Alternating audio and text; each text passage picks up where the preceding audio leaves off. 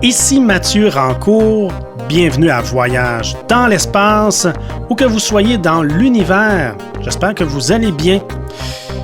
Aujourd'hui, on va parler de relativité, sans doute la théorie scientifique la plus célèbre, mais la moins comprise de toutes. La relativité est une théorie élaborée par Albert Einstein il y a plus d'un siècle. Nous y consacrons un balado complet, puisque c'est la théorie à la base de la cosmologie. La relativité a notamment mis à jour des concepts aussi fondamentaux que le Big Bang et la naissance de l'univers, de même que les trous noirs, les ondes gravitationnelles et autres.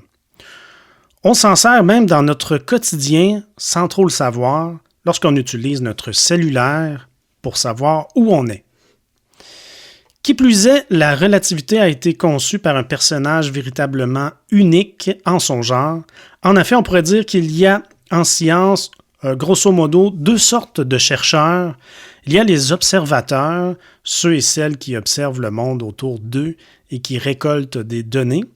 Il y a les théoriciens, ceux et celles qui, à partir des observations et données récoltées, élaborent des hypothèses et des théories pour expliquer le monde autour d'eux.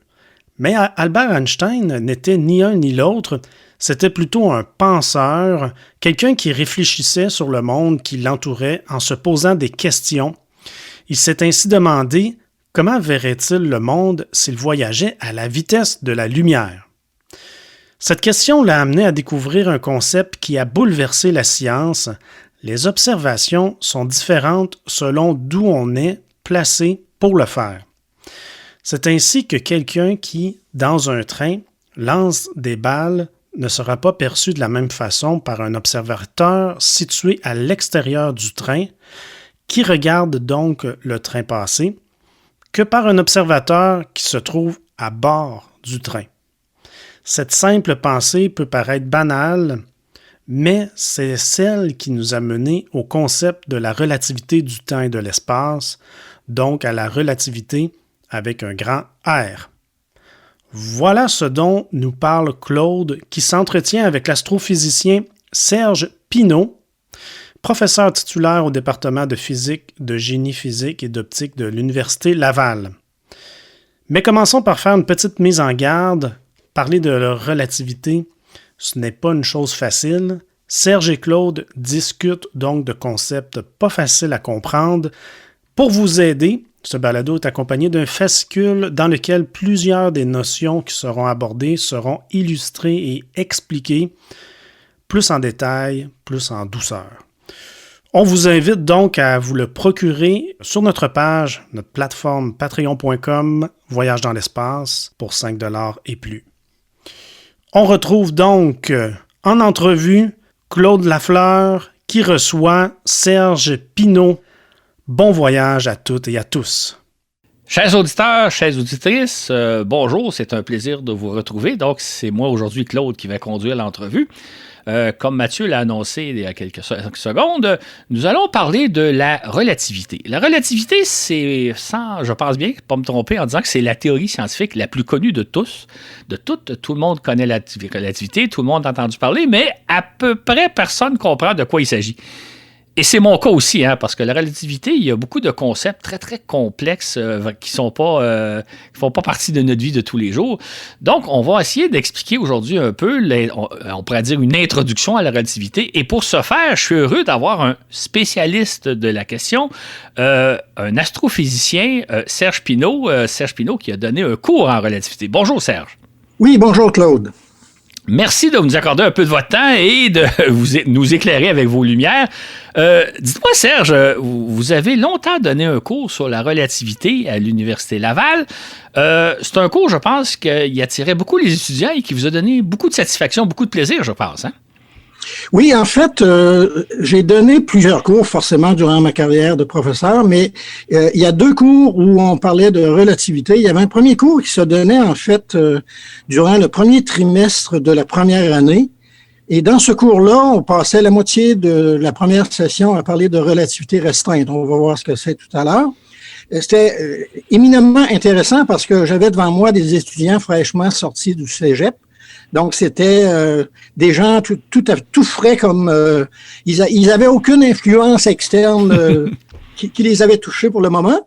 Et j'ai également eu la chance de donner le cours de relativité générale, cette fois-là aux finissants ou aux étudiants gradués aussi qui pouvaient prendre le cours. Donc, c'était les étudiants qui finissaient leur cours de physique 3 ans plus tard. Donc, c'était vraiment intéressant parce que je voyais le cheminement de ces gens-là à partir de 0 jusqu'à leur sortie finale.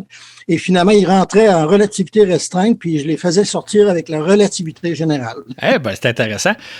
Pour ceux que nos auditeurs ont peut-être reconnu, Serge, c'est un ami de Voyage dans l'espace. On a fait avec lui un balado, le balado 67 sur les trous noirs, parce que Serge, c'est aussi un spécialiste des trous noirs.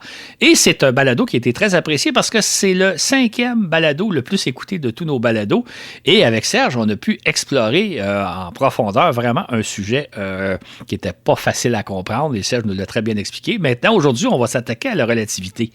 Maintenant, j'aimerais savoir, Serge, vous dites que vous avez enseigné aux étudiants en physique la relativité générale et restreinte. En quoi c'est utile pour des futurs physiciens d'apprendre les balbutiements de la relativité? Est-ce que c'est simplement pour assurer leur curiosité ou ça a une application pratique dans la vie de beaucoup de physiciens?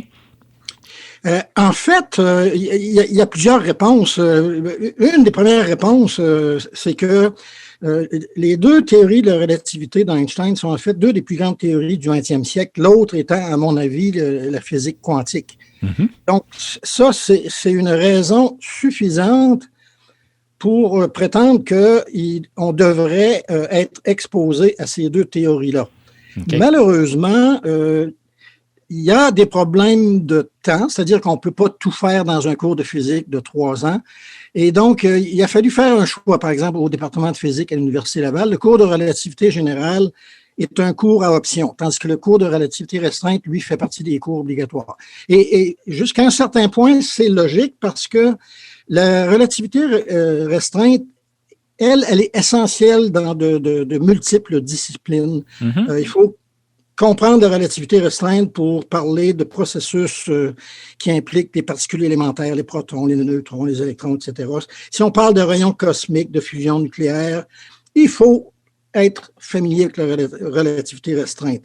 Donc, jusqu'à un certain point, la relativité restreinte, elle touche l'infiniment petit, mais c'est pas toujours le cas. La preuve, comme on le verra plus tard, le GPS est une application éminemment pratique qui demande en fait qu'on corrige pour la relativité restreinte et la relativité générale. Donc, la relativité restreinte, il faut vraiment le voir. Ça arrive dans beaucoup d'autres cours, etc. Relativité générale, je dirais que c'est un petit peu différent. Par contre, si on a des étudiants comme ici à l'Université Laval qui veulent aller plus tard en astrophysique, ben, la relativité générale à ce moment-là devient plus ou moins, je dirais pas obligatoire, mais presque dans le sens que dès qu'on parle de cosmologie, dès qu'on parle d'étoiles à neutrons, de trous noirs, ben, ça fait intervenir la relativité générale. Il n'est pas vraiment nécessaire de comprendre la théorie, d'avoir fait la théorie à partir de 0. On peut utiliser les conclusions de la relativité générale sans vraiment avoir fait le cours, et c'est ce qui arrive dans beaucoup de cas. Mais il reste quand même qu'il y a une pertinence élevée à faire relativité restreinte. Et relativité générale, moi je dirais, si vous êtes étudiant en physique, ben, si vous êtes assez bon en mathématiques, parce que ça demande quand même des mathématiques assez avancées, ben, prenez le cours de relativité générale, c'est tellement une belle théorie. OK. Je pense que les éditeurs ont déjà compris qu'on va faire appel à des notions qui ne sont pas nécessairement évidentes, faciles à comprendre. Évidemment, on va faire de notre mieux pour vulgariser les choses, mais on va quand même dire aux gens que avec ce balado-là, il va suivre un fascicule qui va reprendre l'essentiel de nos propos, mais qui va aller plus loin. Fait que dans le fascicule, on va probablement plus expliquer certaines notions qu'on va peut-être escamoter dans notre conversation. Donc, on va essayer de faire en sorte que le balado soit compréhensible à peu près en tout, mais pour ceux qui voudront comprendre un peu plus et aller plus loin, le fascicule va être là. Donc, le fascicule, c'est ce dont on va parler avec des informations additionnelles, parfois des explications un peu plus claires que celles qu'on va dire oralement, parce qu'il y a des choses qui ne sont pas évidentes à exprimer, même surtout si on n'a pas d'illustration exactement. Mais avant d'aller plus loin, Serge, j'aimerais ça qu'on parle un peu de celui qui est à l'origine de tout, donc de Albert Einstein. Albert Einstein, c'est un phénomène un peu particulier. Pour situer les gens, il est né en 1879, au début du 20e siècle. Il y avait donc, quand il a sorti cette théorie en 1905, il avait 26 ans. Donc, et dès le départ, c'était un scientifique, un savant qui fascinait les foules. Et il faut se souvenir qu'à l'époque, là, il n'y a pas de télévision, il n'y a pas de radio, on ne le voit pas, mais il a fasciné les foules dès le départ. Et je ne sais pas si Serge est en mesure de répondre à des questions, mais pourquoi Einstein fascine tant les foules? C'est un savant, mais il y a plein d'autres savants et de quantité, mais lui, on dirait qu'il s'est distingué de tous les autres. Pourquoi Einstein est si fascinant et fascine encore aujourd'hui autant? Oui, en fait, c'est que il a touché des sujets qui font, je pourrais peut-être dire, rêver les gens. Je vais commencer par une anecdote. J'ai voyagé assez pour aller à des conférences durant ma carrière de professeur-chercheur. Et quand je disais aux gens que j'étais astrophysicien, là, je parlais avec ces gens-là pendant toute la durée du voyage. Je suis persuadé que je leur ai dit que je fais de la physique nucléaire. Ils m'auraient dit « Ah oui, c'est intéressant » et ça aurait été la fin de la conversation. Oui, oui. Donc, Einstein, c'est un petit peu ça qui s'est passé dans le sens que Einstein est sorti des sentiers battus et surtout, il a travaillé sur des théories qui fascinaient les gens. Par exemple, avant la relativité restreinte, on était habitué à penser que le temps, c'est absolu. Il n'y a pas le temps de Claude Lafleur, le temps de Serge Pinault, le temps de nous sur Terre, le temps de quelqu'un dans une fusée qui s'en va vers le centre de la galaxie. Le temps, c'est le temps absolu, c'est ça. Tandis qu'avec Einstein, finalement, et sa théorie de la relativité, ben, à ce moment-là, il a montré que le temps n'était pas quelque chose d'absolu, mais c'était relatif.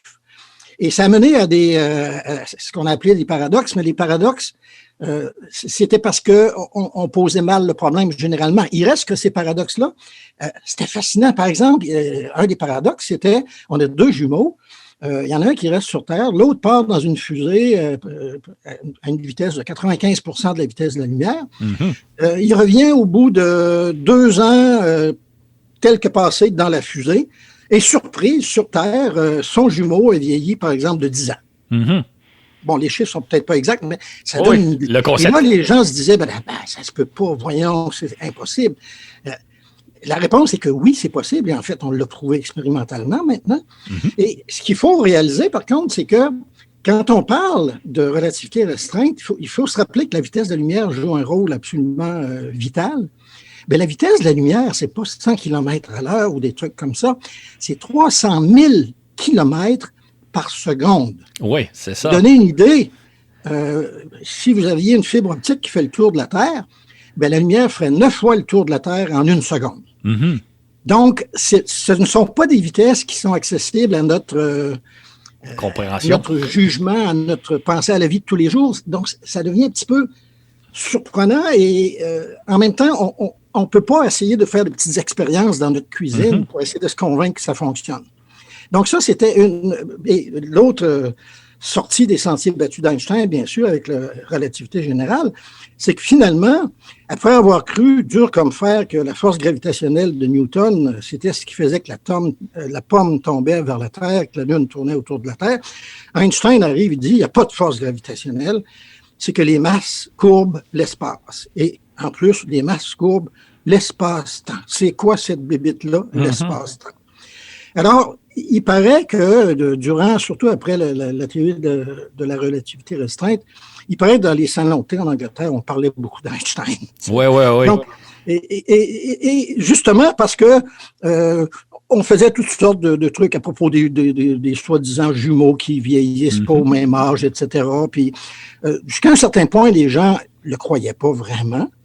Jusqu'à ce que les expériences arrivent et à ce moment-là, et même au niveau des physiciens, il y a eu de la résistance. On a mis un certain temps, oui, effectivement. Oui, d'ailleurs, on va y revenir tout à l'heure quand on va parler des terres.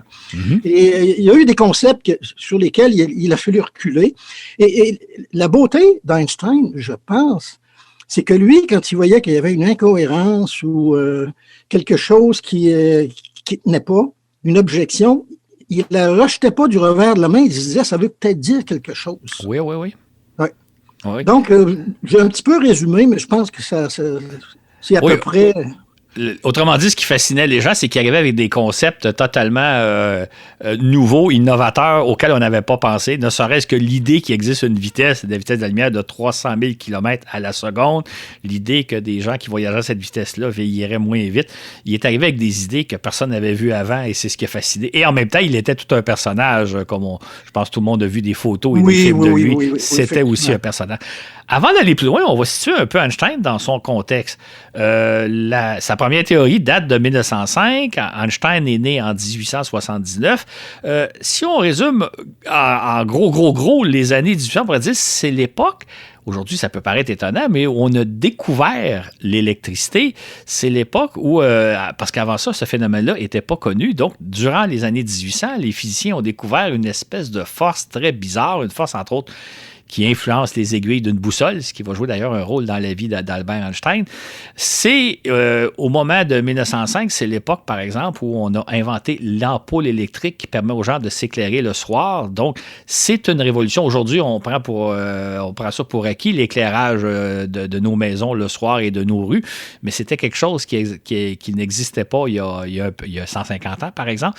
Donc, l'époque où Einstein va élaborer ses théories, c'est une époque de grands progrès technologiques. C'est aussi l'époque, si on mentionne très, très rapidement, où il y a l'automobile qui apparaît, il y a les avions qui commencent à voler, la radio apparaît. Donc, on a toute une époque de grands développements technologiques qu'on prend aujourd'hui pour acquis, comme si ça avait toujours existé, mais ce n'était pas le cas. Non, effectivement, et je pense que Claude t'a mis le doigt sur les deux aspects de la science. L'aspect fondamental, et c'est de ce côté-là qu'Einstein se situait, il n'y a aucun doute. Einstein est un physicien, théoricien qui s'intéressait à la physique fondamentale, aux grands problèmes. Mais en même temps, tu as montré que la science fondamentale, éventuellement, elle se rend à des applications pratiques. Et on va voir que les deux théories de la relativité d'Einstein sont rendues dans le GPS maintenant. Qui aurait cru ça il y a un siècle? Donc, effectivement, et à cette époque-là, il faut admettre que si on regarde les noms de physiciens qui vivaient un petit peu avant Einstein, autour d'Einstein, on retrouve des gens comme Maxwell, Boltzmann, Planck. Donc, ce sont tous des grands noms. Il y a une constante qui s'appelle la constante de Planck. L'électromagnétisme, c'est une théorie que Maxwell a fondée qui en fait, unit l'électricité et le magnétisme. Et en fait, sa théorie prédit l'existence d'ondes électromagnétiques. Et ces ondes-là se propagent à la vitesse de la lumière. Et Maxwell dit que finalement, la lumière, c'est peut-être tout simplement une onde électromagnétique particulière qui se déplace à la vitesse de la lumière, forcément. Et en même temps, c'est une époque où on commence à comprendre comment les gaz se comportent. Dans une pièce, par exemple, les molécules, les particules ont une distribution de vitesse qu'on appelle d'ailleurs la distribution de Maxwell-Boltzmann. Tiens, on y revient. C'est également une période où la physique quantique prend forme. C'est Planck qui dit que dans un système, l'énergie, elle n'est pas distribuée de façon continue. Elle arrive par quanta, c'est-à-dire des paquets. Des paquets, exactement. D'ailleurs, c'est ce qui va mener Einstein lui-même, en 1905, à expliquer l'effet photoélectrique à partir justement de la théorie corpusculaire de la lumière. Donc, c'est vraiment une période où ça bouillonne. Et là où ça devient important pour Einstein, c'est que on sait déjà que la vitesse de la lumière est d'à peu près 300 000 km par seconde. Et il y a une expérience importante qui va arriver, et on va y revenir un petit peu plus tard, qui est l'expérience de Michelson-Morley, qui montre en fait que la vitesse de la lumière, il semblerait qu'elle est constante, 300 000 km par seconde. Si on bouge par rapport à une source de lumière, que ce soit la source de lumière qui bouge ou nous, si on s'avance vers la source, la lumière, elle n'arrive pas plus vite parce qu'on se déplace avec une certaine vitesse. Puis si on s'éloigne, elle n'arrive pas moins vite parce qu'on se déplace en s'éloignant de la source de lumière. C'est toujours 300 000 km par seconde. Et c'est ça qui va mener à la relativité restreinte, parce que c'est contre-intuitif, complètement contre-intuitif. C'est intéressant l'expliquer comme il faut. Normalement, on s'attendrait, par exemple, que les vitesses s'additionnent si je suis... si je suis fixe et que je lance une balle à 10 km/h, la balle va aller à 10 km/h. Si moi-même, je me déplace à 100 km/h et je lance une balle, par rapport à l'extérieur, la balle va aller à 110 km/h, donc les vitesses s'additionnent. Et là, dans le cas de la lumière, on trouve une exception, c'est que peu importe dans quelle direction on va, les vitesses ne s'additionnent pas et ne soustraient pas. Et ça, c'est un concept unique. C'est unique à la vitesse de la lumière, je pense. Hein? C'est unique à la lumière, exactement. Par contre, on va le voir un petit peu plus tard, ça va quand même faire que la loi d'addition des vitesses pour des particules ordinaires, elle sera pas aussi simple qu'elle l'était avant. Comme dans ton exemple, 100 km/h plus 10 km/h, ça donne 110, pas de problème, parce que 100 km/h, c'est tellement moins que 300 000 km par seconde qu'on est à basse vitesse, et là, à ce moment-là, il n'y a aucun changement. Mais c'est quand on va arriver à des vitesses qui sont proches de la vitesse de la lumière, on ne pourra plus faire ça. Par exemple, si j'ai une fusée qui se déplace à 95% de la vitesse de la lumière et que je lance une autre fusée à 50% de la vitesse de la lumière dans la même direction, la fusée n'ira pas à 95% plus 50% de la vitesse de la lumière. On ne peut pas aller plus vite que la vitesse de la lumière. Mais juste pour être certain, si je vais à 95% de la vitesse de la lumière et je lance un objet à 1% de la vitesse de la lumière, là, ça s'additionne, 95 plus 1%? Dans ce cas-là, ça va être à peu près ça. Probablement. Ouais. OK. Mais il reste que la règle rigoureuse, ça dépend de la vitesse à laquelle on va. Ça va être une addition qui va ressembler à une addition normale, mais avec des corrections qui sont de plus en plus grandes au fur et à mesure qu'on s'approche de la vitesse de la lumière. Okay. De telle sorte qu'il n'y a jamais rien qui va dépasser la vitesse de la lumière. OK. Comment on est arrivé à établir que la vitesse de la lumière elle est de 300 000 km à la seconde et qu'elle est toujours la même, invariable? Comment on est arrivé à ça? La grande expérience qui va être différente, qui va vraiment amener la théorie de la relativité restreinte, c'est l'expérience qu'on appelle de Michelson-Morley, où en fait, on utilisait un interféromètre de Fabry-Perot. C'est un interféromètre qui a deux bras perpendiculaires. Donc, la lumière de la source, mettons que j'observe une étoile et que cette étoile-là, elle est en direction du mouvement de la Terre sur son orbite autour du Soleil. Donc, moi, je me dirige à une vitesse de 30 km par seconde vers cette étoile-là. Je l'observe avec l'interféromètre de Fabry-Perot et cet interféromètre-là fait que la lumière va se promener dans les deux bras. Dans un cas, elle va se promener dans le même mouvement parallèlement au mouvement de la Terre. Et dans l'autre bras, ça va être perpendiculaire. Oui. Donc, on pourrait croire que dans le bras parallèle, si les vitesses s'additionnaient, la vitesse que j'aurais, ça serait 30 km par seconde plus 300 km par seconde, ou 300 moins 30, 300 plus moins 30. Puis dans le bras perpendiculaire, ça va être une addition vectorielle. Et la raison pour laquelle on pensait que c'était le cas, c'est que on pensait que ça prenait un médium pour que la lumière puisse se propager. Et là, ici, on peut faire des comparaisons. Oui. Quand on parle, c'est une onde sonore. L'onde sonore, elle existe, c'est la compression, une onde de compression, de raréfaction. Et le médium, c'est l'air. S'il n'y avait pas l'air, l'onde sonore ne pourrait pas se propager. Je lance une pierre dans l'eau. Les cercles concentriques qu'on voit se déplacent. Ces ondes-là, elles ont besoin de l'eau pour se déplacer. Donc, on se disait que pour la lumière, ça devait être la même chose. Et on se disait, il doit exister quelque chose qu'on va appeler l'éther, qui est au repos dans l'univers, puis la Terre se déplace là-dedans. Donc, les ondes, elles, vont se déplacer dans l'éther qui est immobile. Puis la Terre, elle, se déplace là-dedans, d'où la nécessité d'additionner ou de soustraire les vitesses. Et l'expérience de Michelson-Morley, ce qu'elle a montré, en fait, c'est qu'il n'y avait pas de différence entre les deux bras et c'était 300 000 km par seconde, point. Tu ne rajoutes pas le 30 km par seconde, tu ne l'enlèves pas, etc. Et l'expérience était assez précise pour ça. L'expérience était en 1887, je crois. OK. Et même là, on avait assez de précision pour dire qu'il n'y a pas le 30 km par seconde de plus ou de moins, avec une très grande précision. Donc c'est à partir de ce moment-là qu'on réalise que la vitesse de la lumière, elle est constante et on n'a plus besoin d'éther parce que l'éther, on avait besoin pour transporter l'onde, comme le son a besoin de l'air pour être transporté ou l'eau. Voilà. Donc, on réalise que l'éther n'est plus nécessaire, c'est ça? Voilà, exactement. OK. Mais comment on explique que l'onde, je ne sais pas si la question est complexe, là, mais comment on explique que l'onde se déplace sans milieu, sans médium?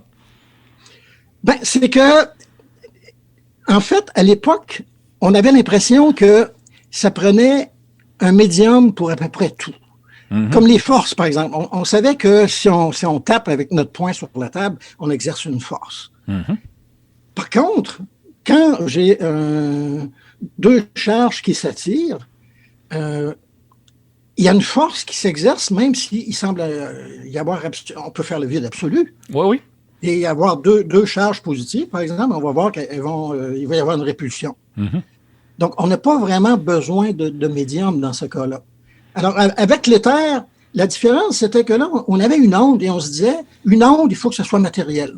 Mm-hmm. Mais il n'y avait aucune raison pour que ce soit vraiment absolument nécessaire. Et si on avait eu l'éther, mais forcément, on aurait eu cette différence de vitesse-là et on ne le voyait pas.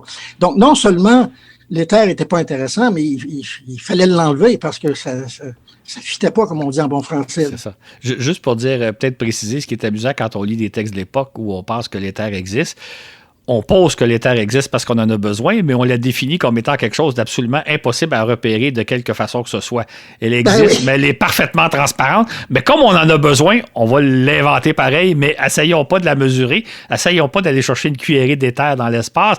C'est impossible. Fait que c'est quelque chose qui existe, mais qui n'existe pas en même temps. Oui, c'est ça. On l'invente parce que ça fait notre affaire, puis quand ça ne fait pas notre affaire, on l'oublie. C'est ça, exactement. Si on revient à Albert Einstein, ce que j'ai pu lire, puis ce qu'on rapporte généralement, à l'origine de toutes ces théories, il se pose une question toute simple, mais très étonnante, c'est si j'étais sur un rayon de lumière, donc si je me déplaçais à la vitesse de 300 000 km à la seconde, comme tout le reste de la matière, de la lumière que l'on voit, si je me déplaçais à cette vitesse-là, comment je verrais le monde? Hein? C'est ça la question de départ d'Einstein? En fait, oui, jusqu'à un certain point. Et à plusieurs reprises, Einstein faisait ce qu'on appelle en anglais, je vais le dire parce que ça revient tellement souvent que c'est une bonne chose qu'on connaisse l'expression allemande. Ça s'appelait des Gedanken Experiment. Okay. Et ça veut dire une expérience par la pensée. Mm-hmm. Et ça revient très souvent, et on va le voir, on va en donner des exemples tout à l'heure, où Einstein se disait, qu'est-ce qui se passerait si? Mm-hmm. Et là, il imaginait quelque chose de très simple. Et justement, l'idée de, si j'étais assis sur une onde de lumière ou un photon, une particule de lumière, qu'est-ce qui se passerait? Et je pense, je ne sais pas si c'est une légende urbaine, mais je l'ai toujours entendu un petit peu comme ça, que c'est arrivé, je pense que c'était l'époque où il travaillait au bureau des brevets. Des brevets à Berne. À Berne. Et la gare de Berne est une gare où il y a une tour avec une horloge. Mm-hmm. Et il y a un système de tramway, il y avait un système de tramway à l'époque, je ne sais pas s'il existe toujours. Et Einstein devait prendre le tramway à l'occasion et il s'éloignait de la dite gare et de la tour. Et là, il s'est dit, qu'est-ce qui se passerait si le tramway allait à la vitesse de la lumière? Mm-hmm. Et là, c'est comme si le temps s'arrêtait parce que moi, je vois les aiguilles de l'horloge sur la tour et les aiguilles sont figées à 11h15, mettons. Mm-hmm. Donc, ça veut dire que finalement, le temps n'est pas quelque chose qui est absolu parce que j'ai réussi à me mettre dans un repère où le temps s'est arrêté. Qu'est-ce que ça veut dire tout ça? Et Einstein en a fait plein d'expériences comme ça. On va voir avec la relativité générale. Qu'est-ce qui se passe si je suis dans un ascenseur puis l'ascenseur tombe en chute libre? Et toutes ces petites expériences par la pensée, ces Gedanken Experiment, sont là pour mettre la table, pour ainsi dire. Et c'est incroyable jusqu'à quel point ça peut mener à des conséquences importantes. On va le voir surtout pour la relativité générale un petit peu plus tard. Mais on verra ça quand on y sera, mais l'idée, c'est que oui, Einstein avait se posait souvent des petites questions simples et ça menait à des conclusions qui souvent étaient surprenantes. C'est ça. Un autre aspect surprenant, c'est bien, vous me relancez, c'est que Einstein, il pond sa première théorie qu'on appelle à l'époque la relativité en 1905. Il y a 26 ans à ce moment-là. C'est quand même un jeune homme là, qui réfléchit par lui-même et qui pond donc une théorie qui va changer notre perception de l'univers. Il y a donc 26 ans. J'imagine qu'à l'époque, on ne parle pas de la relativité restreinte, on parle de la relativité tout simplement. Qu'est-ce que c'est? Quelle est la théorie qu'émet Albert Einstein vers 1905, qu'on va appeler éventuellement la théorie de la relativité restreinte? Oui, en fait, pour être honnête, je pourrais pas dire quand est-ce que le mot relativité, relativité restreinte est vraiment apparu. L'article d'Einstein, c'était sur l'électrodynamique des corps en mouvement. OK. Donc, c'était essentiellement qu'est-ce qui se passe si j'applique. Ça disait est-ce que la théorie de Maxwell sur l'électromagnétisme et la mécanique normale de Newton, est-ce que ces deux choses-là sont compatibles? Mm-hmm. Et là, il arrivait à la conclusion que non, parce que la vitesse de la lumière devant être constante dans tous les repères. Ça peut être dans le labo, par exemple, ou dans une fusée qui passe à côté du labo, ou un train qui passe en face du laboratoire, etc. Selon qu'on est dans un un référentiel ou un autre, les choses vont être un petit peu différentes. Il faut que la vitesse de la lumière, par contre, demeure toujours, elle, constante. Et c'est en regardant les conséquences de devoir conserver la vitesse de la lumière à 300 000 km par seconde pour tout le monde, c'est en regardant ces conséquences-là qu'il arrive à la conclusion que les mesures de temps, les mesures d'espace, tout ça, c'est relatif. Il n'y a pas de temps absolu, entre autres. Oui, OK. Ça fait que c'est en 1905 qu'il nous parle justement de la relativité des choses sans nécessairement le nommer par mot. C'est intéressant que vous me disiez que le terme va arriver un peu plus tard. Mais là, est-ce que je comprends que sa théorie, c'est un prolongement de la théorie de Newton.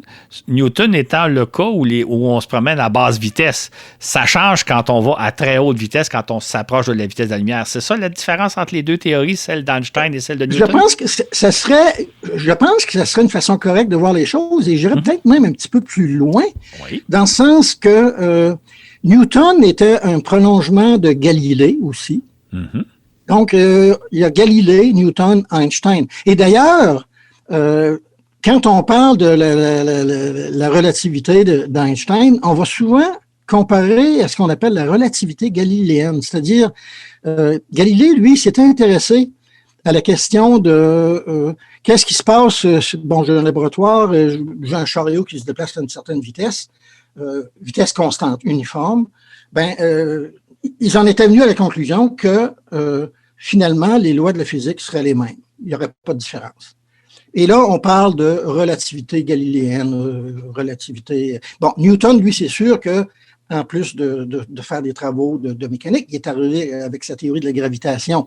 Mm-hmm. Ce que Galilée n'avait pas fait. Mm-hmm. Par contre, Galilée avait déjà remarqué que les objets, peu importe leur poids, leur masse, tombaient au même taux, à peu près 10 mètres par seconde. Donc, c'était déjà, et Newton, forcément, a bâti là-dessus. Et avec Einstein, la gravité terrestre, ça reste toujours 10 mètres par seconde, si je laisse tomber une bille, par exemple, ou si on fait comme les gens qui sont allés sur la Lune, on prend un marteau puis une plume et on voit bien que ça tombe à la même vitesse. Il n'y a pas d'air sur la Lune. Donc, en fait, juste il n'y a pas de friction pour empêcher la plume de... C'est ça, juste pour expliquer, parce que peut-être que tout le monde n'est pas au fait, parce que c'est quand même un concept assez amusant. Si vous me dites, Claude, lâche une plume d'oiseau et un marteau, lequel va arriver le plus rapidement au sol, je vais évidemment dire que c'est le marteau sur Terre parce que la plume est ralentie par l'air. Mais en pratique, les deux sont attirés avec la même force vers le sol. Donc, il devrait tomber à la même vitesse si ce n'était pas de l'air. Et l'un des astronautes d'Apollo 15 a fait l'expérience sur la Lune. Donc, sur la Lune, il n'y a pas d'air. Il a laissé tomber en même temps un marteau et une plume d'oiseau. Et les deux sont arrivés en même temps parce qu'ils sont attirés par la même force de gravité. Mais là, il n'y a pas la résistance de l'air. Fait que c'est un concept qui est... Nous, on a l'impression que la plume va moins vite que le marteau sans tenir compte de l'air, et c'est à cause de l'air.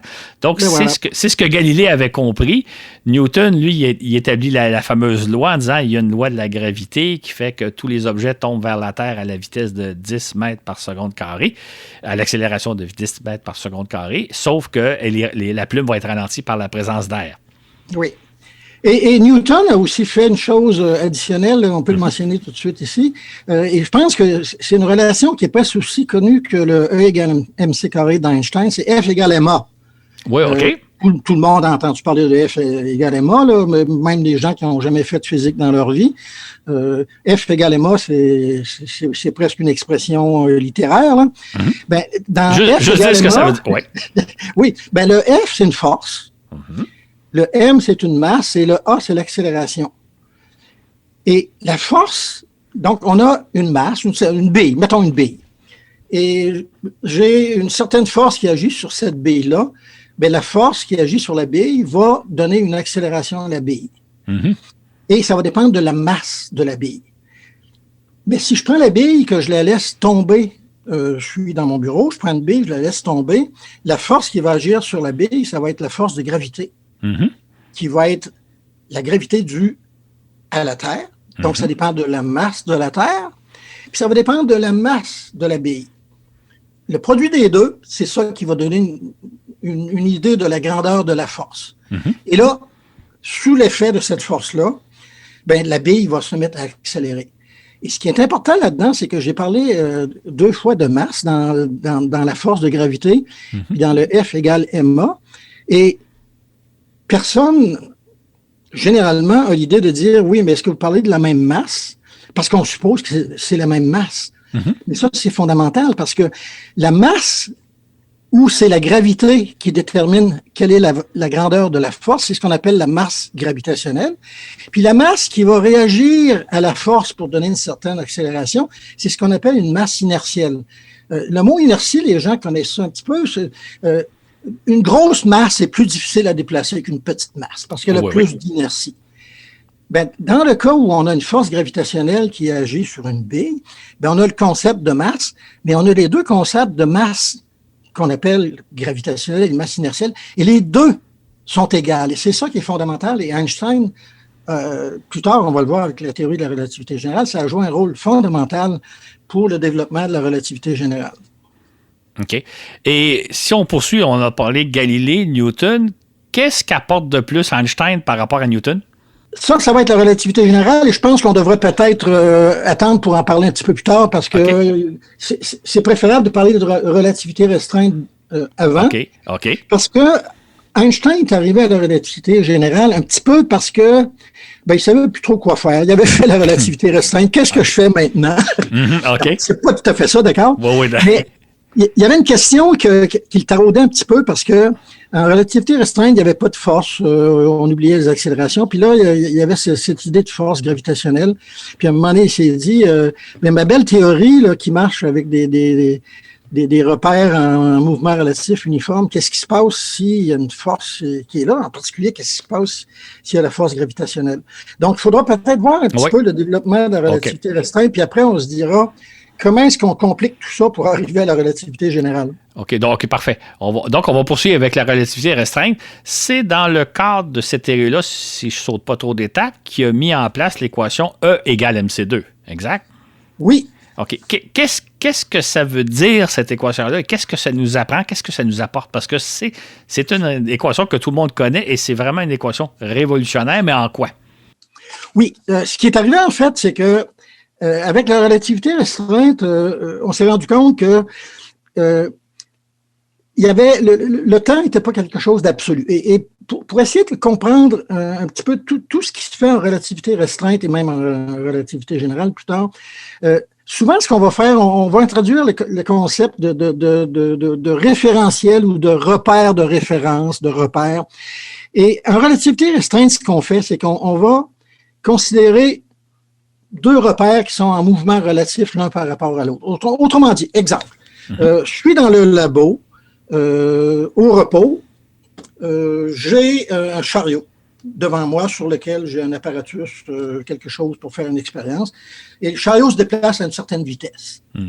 Donc, c'est deux repères distincts. Le laboratoire, je suis au repos, je suis assis sur ma chaise, puis le chariot qui passe à une certaine vitesse. Donc, une vitesse qui est constante. Donc, ça va être deux repères de référence et je peux faire des observations de différents phénomènes. Einstein souvent utilisait, lui, deux repères qui étaient... on avait un train qui se déplaçait à une certaine vitesse, puis on avait quelqu'un le long de la voie ferrée. Donc, il y avait des gens qui étaient au repos, le long de la voie ferrée, toute une série de personnes qui regardaient passer le train, qui ne savaient pas quoi faire. Là. Puis, il y avait des gens dans le train qui, eux, regardaient les gens dehors, qui les regardaient passer. Puis, eux avaient une certaine vitesse. Et là, Einstein s'est dit, si la vitesse de la lumière doit être constante, qu'est-ce qui va se passer pour une expérience, par exemple, mettons qu'il y a un éclair qui frappe l'avant et l'arrière du train en même temps, et que c'est observé par des gens qui sont, ils prennent l'air sur le toit des wagons, et observé par des gens qui sont le long de la voie ferrée. Ils ne verront pas la même chose. Ils ne voient pas la même chose. Ils ne voient pas que les deux éclairs sont simultanés nécessairement en même temps, parce que le train se déplace. En plus, la différence de temps pour qu'on voit les deux éclairs arriver, selon qu'on est le long du rail ou selon qu'on est dans le train, ça ne sera pas la même chose. Parce que les horloges ne vont pas au même rythme. Dans le fascicule, on va avoir un petit exemple qui montre ce qui se passe si on doit conserver la vitesse de la lumière constante, mais qu'on a un mouvement relatif entre notre train qui se déplace, par exemple, et des gens qui sont sur le bord du train. Et on va voir que les gens qui sont le long de la voie ferrée et qui observent un phénomène qui se passe à l'intérieur du train, par exemple, on a un wagon de transport, une porte ouverte, on regarde quelqu'un qui lance une balle, ou une lumière qui est sur le plancher avec un miroir au plafond, un rayon de lumière qui fait l'aller-retour, combien de temps il a pris pour faire l'aller-retour. Et Einstein a montré, en fait, que le temps pour l'aller-retour, il ne sera pas le même selon qu'on est le long de la voie ferrée ou à l'intérieur du train. Oui. Donc, là, et tout ça, je pense que ça va devenir plus clair dans la fascicule. Maintenant, pour revenir à la question du E égale mc carré, E égale mc carré, E, c'est l'énergie et m, c'est la masse et c, la vitesse de la lumière. Ça dit qu'une masse à une masse donnée est associée une quantité d'énergie. Et c'est une quantité d'énergie phénoménale. Rappelez-vous, la vitesse de la lumière, c'est 300 000 km par seconde. Et là, on se demande d'où ça vient, cette histoire de E égale mc carré. Mais pour voir ça, en fait, il faut revenir au tout début. Si le temps n'est pas absolu, qu'est-ce qui se passe avec la vitesse? Rappelez-vous, la vitesse, ça va être, pour mesurer une vitesse, ça va être une certaine distance parcourue durant un certain temps. Si le temps n'est pas absolu, ça veut dire que la vitesse, c'est pas quelque chose d'absolu non plus. Oui. On a différents concepts en physique. L'impulsion, par exemple, qui est la masse multipliée par la vitesse. L'énergie, par exemple, une demi-mv carré, une demi fois la masse fois la vitesse au carré, qui est l'énergie cinétique. Si le temps n'est pas absolu, forcément, les lois de conservation de l'impulsion et de l'énergie qu'on connaissait avant, avec la vitesse définie avec un temps qui n'est pas absolu, on a des petits problèmes. Oui. Einstein a dû modifier, généraliser, si je peux dire, la notion d'impulsion et la notion d'énergie pour que ces deux quantités-là demeurent conservées. Parce que c'est quelque chose qui est observé en physique, c'est que si on a, par exemple, deux particules qui interagissent ensemble, je regarde l'impulsion totale avant, la somme de la masse multipliée par la vitesse de chaque particule. Ça peut être 2B, ça peut être deux protons, peu importe. Donc, j'ai la masse, j'ai la vitesse et l'énergie cinétique qui va être liée à la masse et à la vitesse. Sauf que ça marche plus en relativité restreinte avec les histoires de temps qui est plus absolu. Donc, il fallait modifier un petit peu la définition d'énergie, la définition d'impulsion et de vitesse. Et ce qui s'est passé, c'est qu'en fait, on s'est rendu compte que si j'ai une particule qui se déplace, son énergie totale, c'est pas une demi-mv carré, mais ça va être mc carré plus une demi-mv carré, plus d'autres termes qui vont être d'autant plus importants que la vitesse s'approche de la vitesse de la lumière. OK. Autrement dit, l'énergie d'une particule en mouvement, oui, c'est lié à son mouvement, mais c'est pas une demi-mv carré comme c'était avant. Il y a quelque chose qui s'appelle mc carré qui est là. La particule ne bouge pas, ben, elle a une énergie quand même. Oui. Et on appelle ça l'énergie de masse. Mm-hmm. Et avec cette théorie-là, ça veut dire que si c'est de l'énergie et que j'ai conservation d'énergie, ben, je peux prendre des particules, les mettre ensemble, les brasser. J'ai regardé la masse avant, je regarde la masse après. Si j'ai moins de masse après, ben, il y a de l'énergie quelque part qui est apparue. C'est ça, la fusion nucléaire, par exemple. Oui. Je prends 4 protons et je les assemble pour faire un noyau d'hélium et je pèse le tout, façon de parler. Et je me rends compte que le noyau d'hélium est un petit peu moins lourd que la somme des 4 noyaux, des 4 protons. Ben, la différence de masse multipliée par c carré, c'est l'énergie qui est apparue, c'est l'énergie de fusion nucléaire. Et c'est comme ça que le Soleil fonctionne. Exactement. Est-ce que cette équation-là, est-ce que c'était la première fois qu'on associe énergie et masse, c'est-à-dire qu'on peut transformer de la masse en énergie et de l'énergie en masse, parce que c'est ça que signifie l'équation, si j'ai bien compris? C'est exactement ça. Et on peut donner un autre exemple qui peut peut-être paraître encore plus mystérieux, c'est que il existe des particules qu'on appelle des antiparticules. Mm-hmm. Drôle de nom parce qu'on a l'impression qu'une antiparticule, c'est pas une vraie particule, mais c'est pas vrai. C'est aussi vrai que des particules. Chaque particule a son antiparticule, si je peux dire. Mm-hmm. Et par exemple, l'électron, qui a une certaine masse, qui est 2000 fois plus petite que le proton, a une particule qui lui est associée, qu'on appelle le positron, qui a exactement la même masse que l'électron, mais une charge positive, tandis que la charge de l'électron, elle est négative.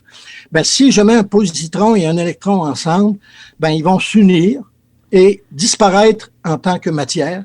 Et ce qui va apparaître, ça va être du rayonnement gamma, parce que l'énergie de masse de l'électron du positron, c'est énorme, et c'est assez pour faire du rayonnement gamma. Donc, l'énergie, le rayonnement peut se matérialiser. On peut former des particules. Oui, des particules peuvent s'unir, perdre une certaine quantité de masse, ou perdre totalement leur masse, si on a une particule et son antiparticule, et on va avoir de l'énergie à la place. Tant qu'on a E égale mc carré, pas de problème, tout le monde est content. Mm-hmm. Il y a une conservation, tout est conservé. Oui. Exactement. Et d'ailleurs, on peut penser que c'est bizarre, toute cette histoire-là. Oui, ça paraît bizarre. C'est parce que dans la vie de tous les jours, on ne voit pas ça. Mm-hmm. Mais il y a des choses que les gens ne réalisent peut-être pas. Des gens qui vont à l'hôpital et qui ont ce qu'on appelle une tomographie par émission de positrons. Mm-hmm. On leur dit probablement, on va vous faire une tomographie, monsieur, madame. Et on explique ce que c'est. On va vous injecter une certaine quantité de matériel radioactif. C'est pas dangereux pour votre vie. On veut examiner, je sais pas, votre rein. On va injecter ça dans le rein. Puis ensuite, on va obtenir une photo. Puis à partir de ça, on va pouvoir faire un diagnostic. Ben, ce qui arrive, en fait, c'est que on injecte effectivement un matériel radioactif. Et ce matériel-là, il a été choisi de telle sorte qu'après un certain temps, généralement pas trop long, parce qu'on ne veut pas que la personne passe une année à l'hôpital en attendant que le matériel se désintègre. Après un certain temps, il y a une petite réaction nucléaire qui se passe à l'intérieur de votre rein, disons, ou votre foie, peu importe. Et il y a un positron qui est émis durant le processus en question. Donc, c'est l'antiparticule de l'électron. OK. Mais là, votre corps, il est rempli d'électrons parce qu'on est fait de matière, nous. C'est ça. Ce qui veut dire que tous nos atomes contiennent des noyaux positifs entourés d'électrons négatifs. Donc, on est une bouillie de particules positives et négatives qui sont ces particules négatives-là, des électrons. Donc, le positron qui va être formé par la désintégration du matériel radioactif, il va vite rencontrer un électron qui traîne dans votre foie et les deux vont se combiner et former deux rayons gamma parce qu'il faut conserver l'impulsion. Et ces rayons gamma-là vont être détectés par le tomographe. Et ça va permettre de faire il y a certains calculs à faire, etc. Mais les gens sont capables de faire ça. Et ça va permettre de faire un diagnostic sur l'état de votre foie, par exemple. OK. Tout ça, c'est grâce à la théorie de la relativité émise en 1900. Exactement. c'est quand même hallucinant. Si on fait un saut dans le temps, on arrive en 1915, 10 ans plus tard, donc Einstein a 36 ans, et là, il émet sa seconde théorie, qu'on va appeler la théorie de la relativité générale. De quoi il s'agit ou il en est rendu où, Einstein, à ce moment-là? Bon, donc, il a fait la relativité restreinte en 1905. Il a continué de travailler sur différents sujets. Je disais tout à l'heure que la physique quantique prenait forme de plus en plus. Il a fait des travaux sur beaucoup de statistiques, par exemple, entre différentes particules, ce qu'on appelle les statistiques de Fermi, de boson, etc. Il a fait un article important sur l'effet photoélectrique, pour lequel il a d'ailleurs eu le prix Nobel en 1921. En fait, il n'a jamais eu de prix Nobel pour ses théories de relativité restreinte et relativité générale. C'est un petit peu... une anomalie. Oui, presque une anomalie, oui. Et avant d'arriver à la relativité générale, il s'est passé beaucoup de temps pour toutes sortes de raisons. Il travaillait sur toutes sortes de problèmes fondamentaux, toujours, bien sûr. En plus, la théorie de la relativité générale demandait de développer des mathématiques beaucoup plus avancées que la relativité restreinte. En fait, la relativité restreinte, toute la question de les horloges ralentissent dans une fusée, etc. C'est des mathématiques que les gens du cégep ou même du secondaire peuvent faire. Ça demande de pouvoir prendre une racine carrée. C'est pas compliqué, ça. Prendre le carré de deux expressions, les additionner, puis prendre une racine carrée, tout. La plupart des gens du secondaire 5 sont capables de faire ça. C'est la relativité restreinte, grosso modo. Il s'agit d'accepter que la vitesse de la lumière est constante. Okay. Que tout le monde va voir que la vitesse de la lumière, c'est 300 000 km par seconde, même si tu te déplaces à 99 de la vitesse de la lumière. Donc, à partir du moment où on accepte ça, ça va. Les mathématiques, c'est pas compliqué. N'importe qui peut faire ça. Relativité générale, ça va devenir plus compliqué parce que ça va demander... parce que ce qui hantait Einstein, c'était toujours... Les lois de la physique doivent être les mêmes dans tous les repères, les référentiels, comme on disait. Dans la relativité restreinte, il considérait des référentiels en vitesse uniforme l'un par rapport à l'autre. Mais Einstein se disait, il faudrait que les lois de la physique soient quelque chose de toujours pareil, universel, peu importe. Et pour faire ça, ça demandait de développer ce qu'on appelle le calcul tensoriel et il a passé beaucoup de temps, semble-t-il, avec un collègue mathématicien du nom de Grossman qui l'a coaché là-dessus.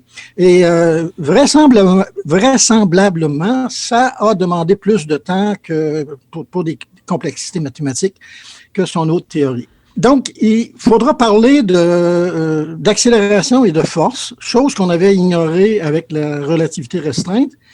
Même si en relativité restreinte, c'est pas vraiment incompatible avec des accélérations, parce qu'on peut imaginer que si j'ai une accélération qui n'est pas gravitationnelle, par exemple une fusée qui accélère, une fusée qui accélère avec une accélération de 10 mètres par seconde, c'est comme la gravité qu'on sent sur Terre. Ben, on peut toujours imaginer à tout moment que pour la vitesse de la particule, il y a un repère qui est en vitesse uniforme à cette vitesse-là. Et on peut faire des comparaisons à ce moment-là. Et en fait, c'est le genre de choses qu'on faisait dans mon cours de relativité restreinte. Tout de suite en sortant du cégep, on pouvait calculer que si je suis dans une fusée qui accélère à 10 mètres par seconde pendant 40 ans, tel que mesuré à bord de la fusée, ben je me suis rendu au centre de la Voie lactée, puis je suis revenu. OK. Puis pour les gens qui sont sur Terre, mais ils ont vieilli de 60 000 ans. Donc, vous voyez, oui. Parce que finalement, on est parti avec une vitesse nulle, on a accéléré, on est est arrivé à une vitesse de croisière proche de la vitesse de la lumière, mais moins que la vitesse de la lumière. On a ralenti pour faire le tour du centre de la galaxie, on est revenu. On a vieilli de 40 ans, puis nos potes sur Terre ont vieilli de 60 000 ans. Donc, il y a eu de l'accélération, mais on a déjoué le système en se disant que partout, il y a toujours un petit repère imaginaire qui a la vitesse instantanée de la fusée. Okay. Avec la gravitation, ça va être autre chose, parce que là, si j'ai vraiment la gravitation, comment est-ce que je peux faire pour comparer un système qui est accéléré par la force gravitationnelle, puis un système qui ne l'est pas, par exemple? Et là, on revient à la question que la masse gravitationnelle et la masse inertielle, c'est la même chose. Ça veut dire que la gravité agit sur une masse et cette masse-là réagit d'une façon telle que deux particules de masse complètement différentes vont accélérer avec la même force. Le mot force est peut-être mal choisi. Au même taux. OK. Donc, ça veut dire que je peux éliminer l'accélération de la gravité. Et la façon de le faire, c'est une petite expérience que Einstein avait fait. Puisque toutes les particules accélèrent au même taux, si je suis dans un ascenseur et que quelqu'un coupe la corde, on suppose que c'est un ascenseur avec des câbles, et que je suis au 100e étage, donc j'ai le temps de descendre un bon petit bout, faire mes expériences par la pensée, ben, qu'est-ce qui va se passer pendant que je tombe? Ben, pendant que je tombe, je ne sentirai pas de force gravitationnelle. Si j'ai une bille avec moi, que je lance la bille, je vais voir la bille parcourir une ligne droite, peu importe dans quelle direction je la lance, parce qu'elle aussi, elle tombe. Elle n'est pas soumise à la force gravitationnelle? Elle tombe au même taux que moi. C'est ça. Oui, exactement. Ce qui fait que la bille va avoir une ligne droite. Ben, c'est quoi une ligne droite? Ben, c'est que je suis dans un repère qu'on pourrait dire inertiel, c'est-à-dire c'est comme si j'étais au repos, en fait. Donc, Einstein s'est dit, ben, finalement, je viens de faire disparaître la force de gravitation. La force de gravitation de Newton, elle est plus là. J'en ai pas besoin. Je peux faire des expériences comme si j'étais dans mon petit labo. Donc, je fais de la relativité restreinte. Donc, Einstein s'est dit, finalement, il y a vraiment une équivalence entre une gravitation qui est uniforme, c'est-à-dire qu'entre la bille que je viens de lancer et moi, il n'y a pas tellement de distance que la gravitation n'aura pas changé. Donc, ça veut dire que je peux faire de la relativité restreinte. Autrement dit, les lois de la relativité restreinte qu'on avait faites plus tôt, elles sont encore valables. Donc, ça, c'est ce qui est merveilleux. Ça veut dire que j'ai finalement éliminé la force gravitationnelle. Oui. Mais là, la force gravitationnelle, quand même, bon, elle n'existe pas, mais il reste quand même que je tombe. Je reste pas immobile.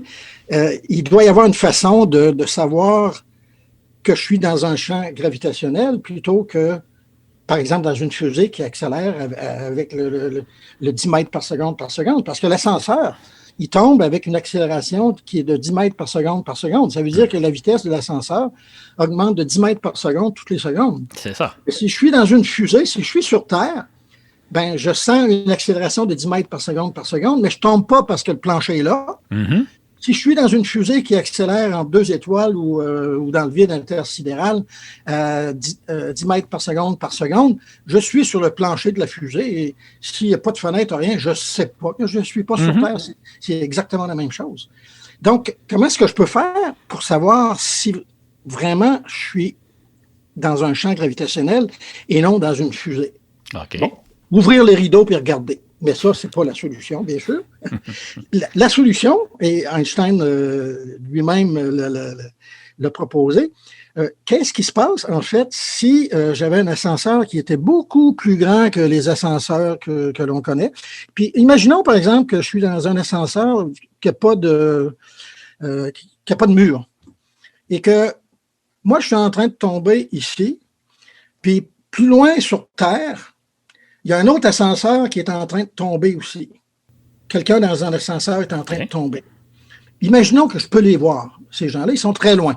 Ils sont à des centaines de kilomètres. Ben, moi, je tombe vers le centre de la Terre, puis l'autre personne tombe vers le centre de la Terre. Mais comme cette personne-là est située sur une boule qu'on appelle la Terre, ben la direction radiale, elle n'est pas tout à fait la même. Mm-hmm. Alors, ce qui va se passer, si par exemple, on avait fait un trou dans la Terre qui allait jusqu'au centre de la Terre, et qu'au lieu de l'ascenseur, on se laissait tomber dans ce trou-là, quelqu'un part du trou à Montréal, il y en a un autre qui fait la même chose à Paris, Oui. ben on va se retrouver au centre de la Terre à un moment donné. C'est ça, les deux. Les deux. Donc, ça veut dire que là, c'est pas un champ gravitationnel qui est uniforme, parce que un champ uniforme, ça serait on tombe parallèle. Mm-hmm. Mais là, on a convergé vers un point. Et c'est cette convergence-là qui est une mesure de la gravitation exercée par la planète.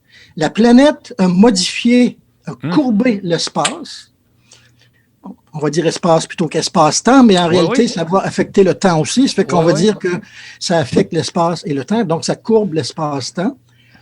Et les particules qui se promènent dans cet espace-là, déformées par la présence d'une masse, vont sentir ce qui ressemble à une force gravitationnelle, mais en réalité, elles vont suivre les lignes qui sont les lignes les plus courtes dans cette géométrie-là. Et pour donner un exemple de lignes les plus courtes, faisons une analogie avec la surface de la Terre.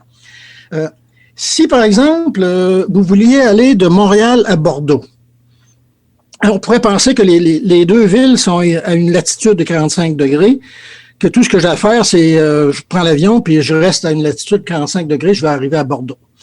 Mais les gens qui sont allés à Bordeaux ou à Paris, peu importe, savent que quand on part de Montréal, on passe pratiquement par-dessus le Groenland ou la terre de Baffin.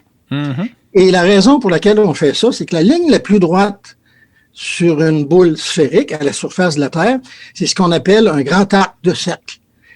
Et un arc de latitude, c'est pas un grand arc de cercle, c'est pas la façon la plus courte d'aller Non, c'est pas la façon la plus courte, effectivement. Il s'agit de regarder vraiment pas une map-monde plate qu'on retrouve sur nos bureaux, là. Ben, un globe terrestre. Regardez sur le globe terrestre, regardez Bordeaux et Paris et prenez une ficelle puis essayez de voir. Oui. Et vous allez voir que finalement, vous passez par-dessus Groenland, terre de Baffin, peu importe. Des fois, il y a des variations à cause du courant jet.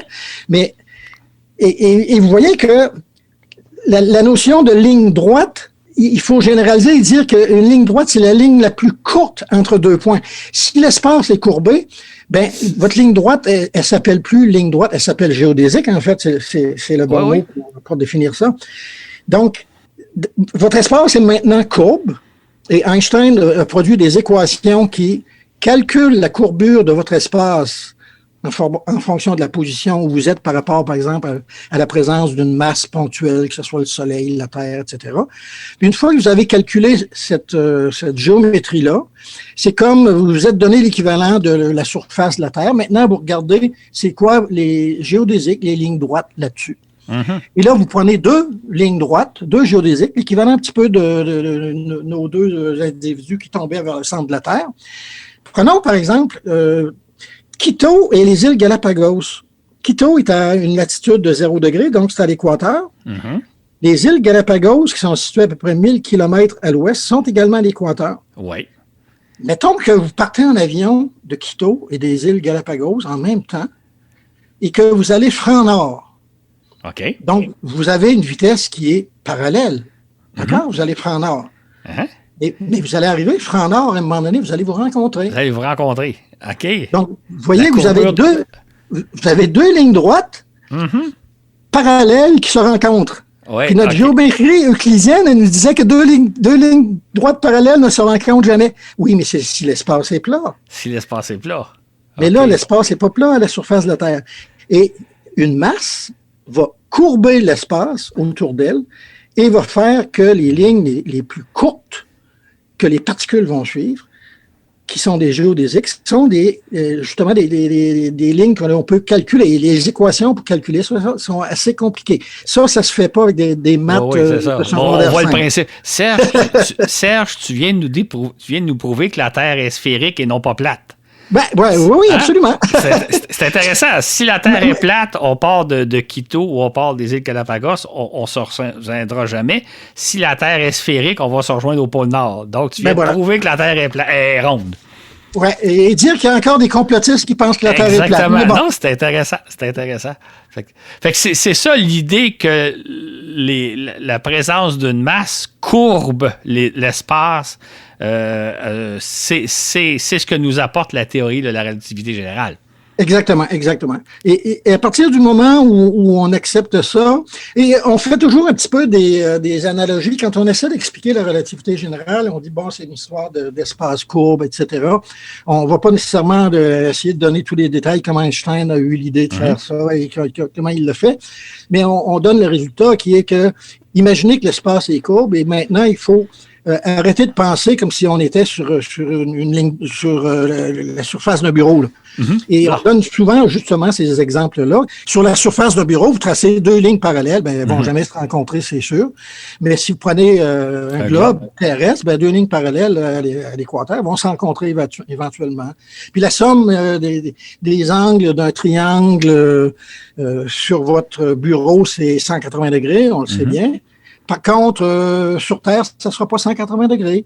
La preuve, notre histoire Quito, île Galapagos, quand on est parti, il y avait 90 degrés en bas.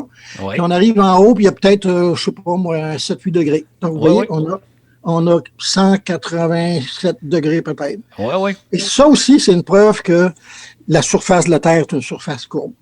Oui, OK. Peut-être expliquer un dernier concept qui est celui que la présence d'une masse importante fait courber la lumière. Et là, il y a l'expérience avec le Soleil. Je ne sais pas si tu peux l'expliquer en termes assez simples. Comment se fait-il qu'une étoile qui pourrait être derrière le Soleil, on la verrait pareil parce que la lumière venant de l'étoile est courbée par la présence du Soleil, de la masse du Soleil? Oui. Il y a deux façons de le voir et de l'expliquer. Il y en a une première où on peut tout simplement se dire que si vous prenez une balle de fusil, par exemple, et que ou prenez une balle de baseball, vous la lancez à 20 km à l'heure, elle va faire un petit bout en ligne droite et éventuellement elle va tomber. Donc, il va y avoir une certaine courbe. Vous la lancez plus fort, elle va aller plus loin, etc. Là, vous pouvez imaginer que vous faites la même chose avec un rayon laser. Et la différence, bien sûr, c'est que là, c'est la vitesse de lumière, 300 000 km par seconde. Vous n'allez jamais voir ça courbé parce que ça va être complètement négligeable, mais on peut supposer que ça va être le cas. Et là, je vais introduire une nouvelle notion ici dont on a un petit peu parlé, mais peut-être pas beaucoup. C'est que la lumière, on peut voir ça comme étant une onde, un petit peu comme une onde à la surface de l'eau. Donc, quelque chose qui se déplace à une certaine vitesse, qui est la vitesse de la lumière, bien sûr. Donc, il y a des crêtes. Donc, le champ électrique, il a une valeur maximum, il décroît, il repasse par une valeur maximum. Tout ça, ça se déplace. C'est comme une vague qui se déplace. Et c'est ce qu'on appelle les ondes électromagnétiques de Maxwell, la lumière, les ondes radio, les rayons gamma, etc. Il y a aussi une façon de voir, avec la physique quantique, de voir la lumière comme étant une collection, un ensemble de particules de lumière qu'on appelle des photons. Et ces particules-là ont une certaine énergie qui dépend de leur fréquence. Plus la fréquence est grande, on s'en doute, plus l'énergie est grande. Alors, ce qu'on peut faire, et c'est un petit peu triché, c'est se dire, OK, E égale mc carré, c'est la relativité d'Einstein qui me dit que si j'ai une énergie, je peux associer une masse à ça. Donc, si ma particule de lumière a une certaine énergie, qui va être la constante de Planck multipliée par la fréquence, on appelle ça h nu, nu c'est la lettre grecque, ça va être égal à mc carré. Donc, je peux calculer la masse équivalente de ma particule de lumière. Et là, je fais comme si c'était ma balle de baseball. Je vais la lancer là où il y a un champ gravitationnel. Je sais que ma balle de baseball, elle va courber. Donc, c'est la même chose qui se passe avec la lumière. La lumière est affectée par un champ gravitationnel. Et dans la théorie d'Einstein, c'est que l'espace autour du Soleil, par exemple, a été courbé par la présence du Soleil. Alors, si j'envoyais une sonde spatiale, la sonde spatiale sentirait qu'elle est rendue dans un champ courbé. Elle suivrait les lignes les plus courtes de cet espace courbe-là au fur et à mesure qu'elle avancerait. Mhm. Alors, la lumière fait la même chose et de la même façon que si je fais passer une sonde spatiale très proche du Soleil, ben, sa ligne droite va être courbée à cause du champ gravitationnel du Soleil. Ouais. Si je fais passer un rayon de lumière proche du Soleil, le rayon de lumière va être courbé. OK, exactement. Et c'est fascinant. Écoutez, il y aurait beaucoup de choses probablement à dire, à rajouter puis tout ça, mais je pense qu'on a déjà pas mal de matière.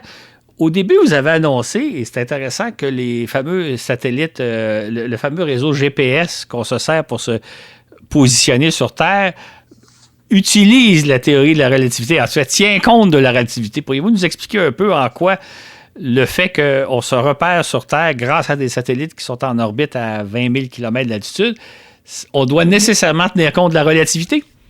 Oui, en fait, la première chose qu'il faut réaliser, c'est que les satellites GPS, c'est pas des trucs très, très brillants. OK. Tout ce que ça fait, et là je vais simplifier bien sûr, c'est que les satellites GPS, c'est comme s'il y avait quelqu'un à l'intérieur du satellite qui disait il est minuit et quart, il est minuit et 20, il est minuit et 30, il est minuit, bien sûr avec une précision plus grande. Oui, avec beaucoup de zéros, là. Ce que ces satellites-là font, c'est qu'ils transportent une horloge atomique qui a un tic-tac très précis. Et ce tic-tac-là, bon, il a un début, on sait qu'on peut changer le zéro de n'importe quelle horloge comme on veut, c'est pas ça qui est critique. Ce qui compte, c'est la différence entre un certain point de référence et le point de la mesure. Donc, chaque satellite émet dans toutes les directions vers la surface de la Terre, surtout parce que le reste est perdu dans l'espace. Ça sert pas à grand-chose.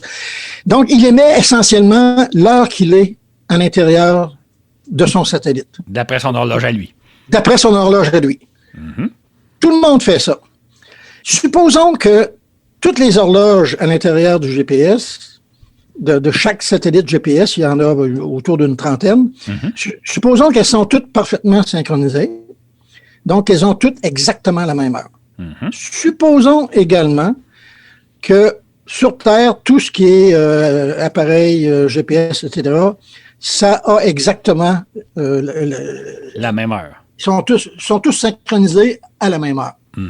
Donc, ce qui va arriver, en fait, c'est que vous allez comparer, vous recevez un signal vous avez besoin d'au moins 3 satellites pour pouvoir vous positionner, puis s'il y en a plus, c'est mieux, là. Donc, vous recevez le premier signal du premier satellite, puis il vous dit qu'il est midi 15, 12h15.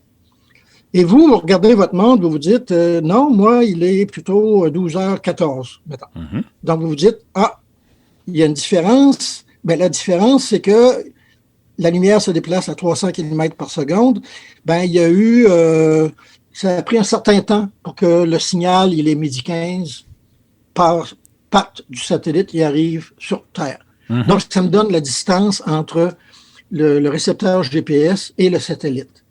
Et vous faites ça avec 3 satellites, 4 satellites, 5 satellites, 6 satellites. Après, vous faites des petits dessins. Tout ça, éventuellement, ça va vous dire que tous ces satellites-là, qui sont tous à la même hauteur en altitude, et pour lesquels vous connaissez la position. Donc, vous avez la position des satellites, vous avez votre position à vous, et vous pouvez, en fait, faire la différence entre le temps d'émission de chaque signal du GPS et le temps de réception, calculer la distance entre ce satellite-là et vous, faire un petit peu de géométrie, ça vous permet à ce moment-là de vous situer exactement. Donc, ça, vous avez remarqué que ce qu'il faut faire, c'est qu'il faut synchroniser toutes les horloges. Mais avec la relativité restreinte, on a vu que si on a des repères qui sont en mouvement à une certaine vitesse, l'un par rapport à l'autre, ben, ils ne feront pas de tic-tac au même taux. Oui. Donc, le satellite lui-même est sur une orbite à une certaine hauteur. On peut calculer c'est quoi la vitesse des satellites sur cette orbite-là. Et toutes les horloges sur Terre vont avoir une certaine vitesse qui va correspondre à la vitesse de rotation à la surface de la Terre. mais ça ne sera pas la même chose. Ça sera pas la même chose. Il y a une différence de vitesse entre les deux. Donc, les satellites GPS font un tic-tac, mais pas au même taux que les horloges sur Terre. Parce qu'ils tournent autour de la Terre. Parce qu'ils tournent autour de la Terre. À une certaine vitesse. À une certaine vitesse. Okay. Si ça veut dire... Oui, ça veut dire qu'elles vont se désynchroniser. Oui, tout à fait. Après un certain temps, elles ne marqueront plus du tout la même heure. Donc, il faut en tenir compte. Corriger, justement, pour que la mesure de distance qu'on va faire plus tard va reposer sur une vraie différence de temps. Oui. OK. Ensuite, le satellite qui est en orbite et à une certaine hauteur à la surface de la Terre, donc il est plus loin du centre de la Terre. Donc, le champ gravitationnel est un petit peu plus faible. Oui. Qu'un récepteur GPS qui est sur Terre. Donc, vu par une horloge qui serait dans le satellite, cette horloge-là dirait, hop, ton horloge sur Terre, elle tique plus lentement. Parce qu'une horloge dans un champ gravitationnel ralentit. Oui. On pourrait penser que l'horloge qui est dans le satellite n'est pas dans le champ gravitationnel parce qu'elle est plus loin. Bon. Donc, il y a deux corrections à faire. Si on ne fait pas, et la raison pour laquelle c'est important, c'est que même si la différence de temps est quelque chose comme des millionièmes de seconde, on mesure une distance en utilisant la vitesse de la lumière. La vitesse de la lumière, 300 000 km par seconde multiplié par 1 millionième de seconde, s'il y a une erreur d'1 millionième de seconde, ça donne presque 3 secondes. 3 kilomètres. Oui. Autour de ça. Je me suis peut-être trompé d'un chiffre, c'est pas grave. Oui. Donc, vous voyez que les horloges se désynchroniseraient de plus en plus. Et là, ce serait absolument impossible de savoir. Je pense que le chiffre que je me rappelle avoir vu, c'est que si on ne faisait pas ces corrections-là, au bout de 24 heures, on pourrait se tromper d'une dizaine de kilomètres. OK. Alors que le GPS nous donne une position à quelques mètres près. Alors que le GPS donne une position à quelques mètres près. J'ai une anecdote qui m'a été racontée par un des gars qui travaille beaucoup en relativité générale, Clifford Will. Il était allé donner une présentation au Pentagone devant des généraux parce que le GPS a été fait surtout pour des raisons militaires au début. Absolument. Et il a essayé de leur expliquer pourquoi il fallait faire des corrections pour tenir compte de la théorie de la relativité restreinte qui dit que les horloges qui ont une certaine vitesse par rapport à d'autres horloges ne font pas le tic-tac de la même façon. Sur Terre, les horloges ralentissent. Il paraît que les généraux étaient plutôt sceptiques. Je pense que ils avaient peut-être pas tous fait un cours de relativité, mais et finalement, ce qui a été décidé, et ils étaient un petit peu rébarbatifs à l'idée de mettre des corrections pour ces théories bizarres-là. Apparemment, ce qu'on a fait, c'est que tout ça, c'est des problèmes, une question de logiciel. Ce qu'on a fait, on a mis tout simplement un petit truc, un petit paramètre qui dit si ce paramètre-là est égal à 0, on ne met pas les corrections de la relativité. Puis s'il faut mettre les corrections de la relativité, on le mettra à 1. Okay. Et semble-t-il qu'on a essayé sans faire les corrections de la relativité, on s'est rendu compte que ça ne fonctionnait pas. Oui. Ce qui fait que les généraux ont dû accepter, même s'ils ne comprenaient pas, qu'il faut tenir compte de la relativité. Il fallait tenir compte de la relativité. C'est ça. En fait, ce qu'il faut comprendre de tout ça, c'est que les GPS émettent quand vous dites tantôt qu'il dit il est midi et quart, mais avec une précision telle que le fait qu'ils soient en orbite autour de la Terre à une certaine vitesse, la relativité joue. Alors qu'évidemment, dans notre vie de tous les jours, le fait qu'on soit... que moi, si j'étais allé vous voir à Québec en voiture, j'aurais peut-être pas tout à fait la même heure que vous, mais on ne le verrait pas, la différence. Mais, ça se verrait pas. Mais dans le cas des GPS, ça se voit parce qu'on est dans une précision telle pour réussir. Parce que c'est extraordinaire quand on y pense. Hein. Moi, je suis émerveillé par cette technologie-là. Vous avez votre petit téléphone cellulaire qui est banal, qui est en communication avec au moins 3 satellites, si ce n'est pas 5-6. Et ça permet d'établir votre position à quelques mètres près puis de savoir que vous êtes à peu près rendu à la bonne place. C'est une technologie extraordinaire et elle est tellement extraordinaire qu'il faut tenir compte de la relativité qu'a découvert Albert Einstein un siècle plus tôt. C'est quand même fantastique. Oui, les deux théories de la relativité, les deux. Il y en a une qui est universellement acceptée, la relativité restreinte, parce que, écoutez, la fusion nucléaire, ça fonctionne dans les étoiles. La fission nucléaire, ça fonctionne. Les bombes atomiques, malheureusement, ça fonctionne. Ça fonctionne. C'est la relativité restreinte. Pour ce qui est du reste, le GPS fonctionne. Si on ne faisait pas les corrections pour le champ gravitationnel terrestre, on aurait des petits problèmes. Donc, même là, il faut admettre qu'on n'a pas le choix, la relativité générale est là.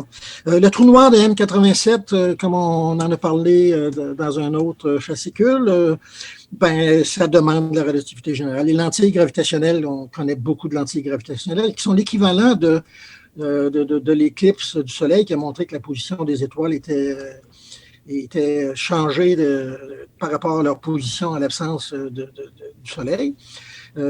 C'est des choses qui sont absolument connues. On n'a pas parlé d'un phénomène qui s'appelle le périhélie. Le périhélie de Mercure. Le périhélie de Mercure, qui est que l'orbite de Mercure n'est pas tout à fait une orbite fermée. C'est-à-dire, c'est pas tout à fait une ellipse. Une ellipse, c'est comme un cercle qu'on aurait un petit peu aplati, puis le Soleil serait un des foyers. Là. Mercure se promène, mais son orbite complète change d'orientation. Donc, l'orbite, elle n'est pas fermée complètement comme étant une ellipse, ce qui fait qu'au bout d'un certain temps, l'ellipse, elle a tourné de 90 degrés, de 180 degrés, etc. Ça prend énormément de temps et l'effet est minime, mais c'était complètement inexplicable avant que la théorie de la relativité générale d'Einstein arrive. Exactement. En fait, c'est intéressant de terminer un peu sur ce point-là, c'est que ce que vous venez d'illustrer, c'est qu'il y a beaucoup d'applications pratiques ou en tout cas beaucoup d'endroits où la théorie de la relativité s'est avérée non seulement utile, mais qui a été démontrée par le fait que ce que Einstein avait énoncé dans ses théories, sont devenus observables. Donc, alors qu'au départ, quand lui a émis sa théorie il y a 100 ans, d'abord, peu de gens la comprenaient, et même quand on la comprenait, on disait, bon, c'est une théorie, mais est-ce qu'en pratique, ça va se vérifier? Or, un siècle plus tard, toutes les prédictions ou les prévisions qu'avait fait la théorie se sont avérées, à ma connaissance. Là. Oui, effectivement. Fait que c'est quand même amusant si on fait un mot de conclusion. Einstein avait imaginé des choses, parce que c'est un physicien qui travaille dans l'imaginaire. Vous avez sorti le terme allemand que je n'oserais pas répéter.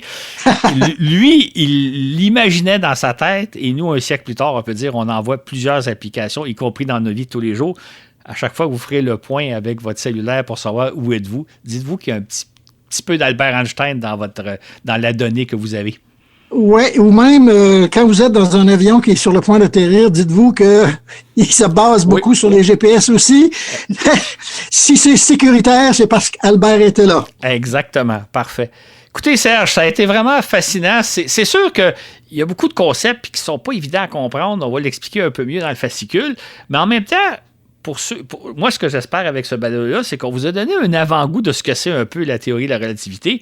Maintenant, vous pouvez facilement fouiller sur Internet. Il y a des vidéos, il y a des textes, il y a beaucoup de matière où on vous explique des notions. D'ailleurs, il y a beaucoup de documentaires sur qui est Albert Einstein et qu'est-ce qu'il a découvert.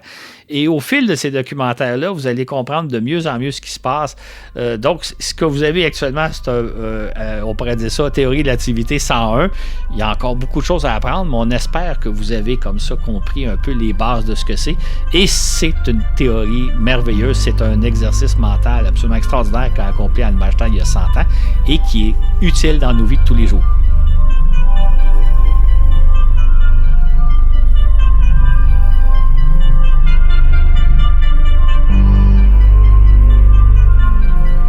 Un grand merci à Serge Pinault pour son temps et sa générosité. C'est vraiment très apprécié. Merci aussi à tous nos patrons, toutes nos patronnes de notre plateforme patreon.com pour votre support. C'est très apprécié. Je veux remercier d'ailleurs de nouveaux patrons. Merci et bienvenue à Mario Drouin, Sébastien, Gilles Chaumontet, Auberon et Dan Brodeur. Bienvenue à bord. Vous faites partie maintenant de l'équipe et merci de votre soutien financier. Il est possible que si je ne vous nomme pas maintenant, c'est que vous allez être nommé dans un autre balado. On a de l'avance maintenant et la séquence est peut-être un petit peu mélangée, mais je m'assure de vous nommer tout le monde une fois. Je vous souhaite la bienvenue dans l'équipe. Ça, c'est garanti. Si jamais je ne l'ai pas fait, vous pouvez m'écrire sur Patreon et je vais le faire. Voilà donc, on est présent sur Facebook. On vous invite à aimer notre page que maintenant Laurent Runigo s'occupe. Et d'ailleurs, en fait, vous pouvez aussi partager avec votre réseau nos publications. Ça nous aide beaucoup à nous faire connaître. Peut-être comme ça, il y aura d'autres gens qui vont tomber sur notre balado et nous découvrir et puis écouter de fabuleux épisodes sur l'espace. On est aussi sur Instagram et sur YouTube. C'était donc l'équipe de Voyage dans l'espace, moi-même Mathieu Rancourt à l'animation, Claude Lafleur au contenu et parfois comme intervieweur, comme c'était le cas aujourd'hui, Florent Meunier au montage et Laurent Runigo aux médias sociaux. Sur ce, où que vous soyez dans l'univers, je vous dis à la prochaine pour un autre voyage dans l'espace.